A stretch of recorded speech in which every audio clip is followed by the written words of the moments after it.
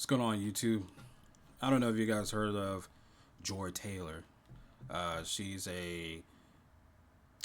you call it? An analyst for Fox News, the sports channels and stuff like that. You know, where Shannon used to be Skip Bayless.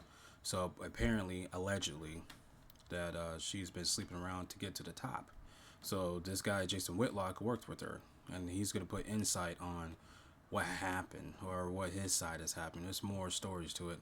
The lawsuit is coming out day to day. You can see it on X, formerly known as Twitter.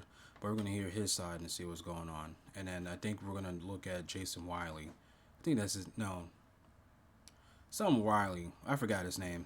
But he used to work at ESPN. But let's see what's going on with this. Hairstylist. Oh, excuse me. Let's switch it up. Right, to be a sex worker within corporate America. there we go. And that we got this black queen out here trading sex for promotions. Allegedly. And the New York Times don't want to have that discussion because that is where the discussion is. And everybody is kind of like, woo, boy, Joy Taylor. You're out here doing podcasts and doing interviews with everybody, talking about how hard you worked and how you had to be twice as good to get anything. That's facts. She did say that. And how this whole system, and you part of this black girl magic deal, and now we get to see from your best friend, Noushin, the hairstylist that you ran around with, that no, you got these opportunities with that big rack of yours and that peanut butter skin, and you were willing to offer yourself up. Big rack, peanut butter skin. Oh. According to this lawsuit, to an executive, Charlie Dixon, and to on-air talent, Emmanuel Acho. And that you told Noushin, hey, shut up. Keep your mouth shut. Go along with the program. This is how we roll. This is what the lawsuit alleges. That the black girl magic queen is basically in there grooming a single Iranian mother in, hey, here's how you trade sex for business opportunities. And the Man, women got it so easy. That's crazy. New York Times and corporate media and the Democrats and the leftists, they don't want to have that discussion. And it's a discussion that needs to be had because it's everywhere in corporate America. Not just corporate media, it's everywhere in corporate America. And they don't want to have that discussion because if you have that discussion, then you have to broaden it out and take a wider view and say, wasn't there a mixed nut who's the vice president, who just ran for the presidency, who kicked off her political career betting Willie Brown, Ooh. a man twice her age? Ooh. Wasn't she spotted with Montel Williams on his arm at some point? What is Kamala Harris someone who went from Willie Brown to Montel Williams and eventually landed on Doug Emhoff, some Jewish dude? Isn't this a woman that's kind of slept her way to power? And is that the blueprint that we're laying out for young women? Uh-oh. Hey, ladies, and not that any of these people would be the first to do it, but now we're mainstreaming and normalizing it. Uh-oh. We just ran a woman who slept her way into politics. We just ran her for the That's wild. That's wild. presidency.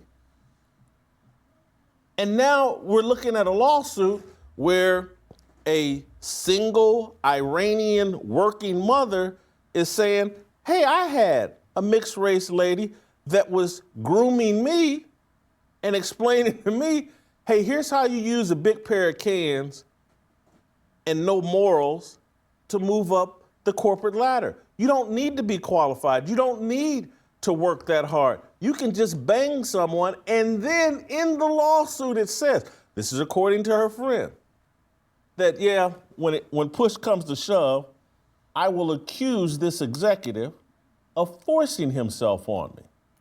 Whoa. I was hearing about that. Come on, Joy. That's sick. These women are sick out here. Oh my God. Sick ass shit. That's crazy. And that'll shut him down.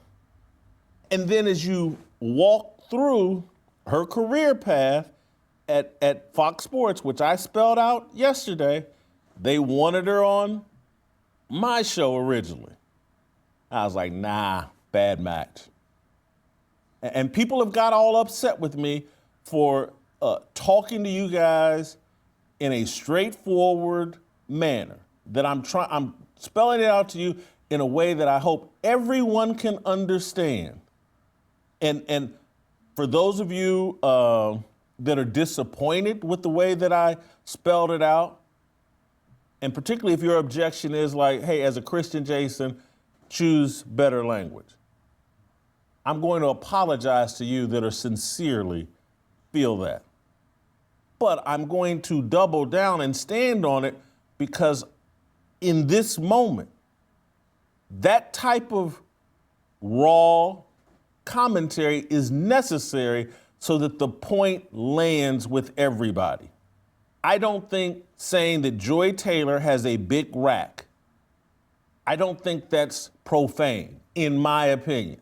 Maybe I'll listen to the rest of y'all, hit me over email, hit me over Twitter or X, and explain to me how big rack is some sort of over-the-top, inappropriate word. Or big cans is some sort of over-the-top, inappropriate word. Explain that to me, because you're talking to someone who's a recovering profanity-aholic. You're talking to someone who, used to say MF as a term of endearment. And I've corrected a lot of that. And anybody that's watched this show has seen me improve my language tremendously. And so I'm not ready to go there that big cans and a big rack is somehow across the profanity line. I just don't buy it. But maybe some of you all can explain it to me. Back it up with some scripture when you try to explain it to me. Don't just come to me with your opinion. Back it up biblically, and maybe I'll listen. So what did I say? I said big rack, a pair of cans, and peanut butter skin. I'll skip it. It's almost a universal opinion. Everybody, who doesn't like a woman with natural peanut butter skin or a woman that sits out in the sun 3 hours a day to get peanut butter skin? Black dudes, white dudes, everybody that I know likes peanut butter skin.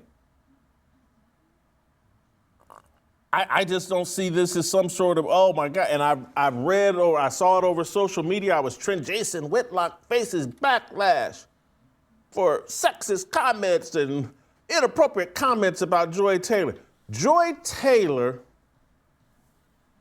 according to my research, as best as I can tell, and I say this in all seriousness, I'm not trying to joke, but she bought them big cans. This isn't something that was given to her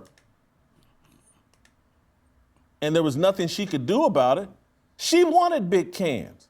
And if you ever watched her on Fox Sports, she displayed them constantly. Yeah, that's true. She wanted me, you, and everybody else to notice her big cans. Her big rack. Your big rack. Put them on display almost every day. Every day. And yesterday, after this embarrassment comes up, she puts the big cans of peanut butter back in the pantry. She covers them up. Yeah, she had a long sleeve shirt on. That's But crazy. I'm the bad guy for noticing. And I'm the bad guy for pointing out that and trying to tell young people, particularly young men of any color, hey guys, this is what you need to be aware of when you step into the work environment and the workplace. We've rigged up a system that panders to women and puts you and your reputation and your career in jeopardy every day that you go to work. We've loaded up the workplace and told women, hey, we got something, and again, we got something called the Crown Act that Congress passed where women can wear any kind of hairstyle they want.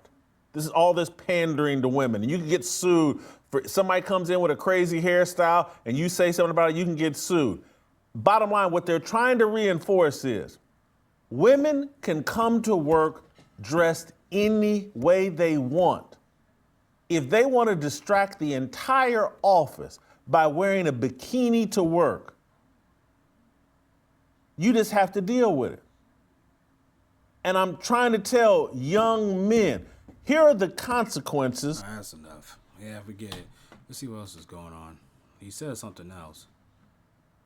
Just, no. Here it is right here. And I don't say this to be hypercritical of Joy Taylor. I don't have harsh opinions of Joy Taylor. She's not someone that I didn't get along with. I basically, for the most part, just kept my distance from Joy Taylor. And I kept my distance not because I didn't like her, it's just because I knew myself. I know myself.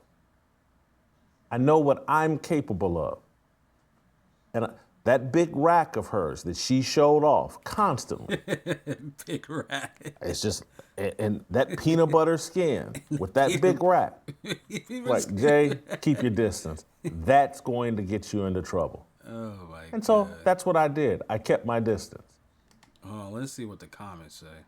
He said cans of peanut butter skin so much that he's been on his mind for a long time. She's not a victim. She's a participant. He said peanut butter skin so much you should be damn spokesman for Skippy.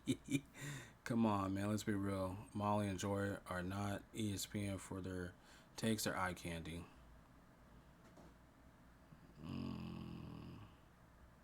Whitlock's been waiting his whole life for a moment like this. Keep his distance and his lotion. Yeah, that's wild. See. Because when you put some woman in a job, talking sports with a bunch of men, it's a job she's not qualified for. She's talking sports with professional athletes, people that did it at the highest level. She's talking sports with me or Colin Cowherd or other people that have really studied sports at a super high level. What does she have to offer other than her sex appeal? And so should we be surprised that she leaned into that? Nah. No, we should. They put her in that position where it's the only thing she had to offer, and so she offered it up and got what she wanted. Let's think this through.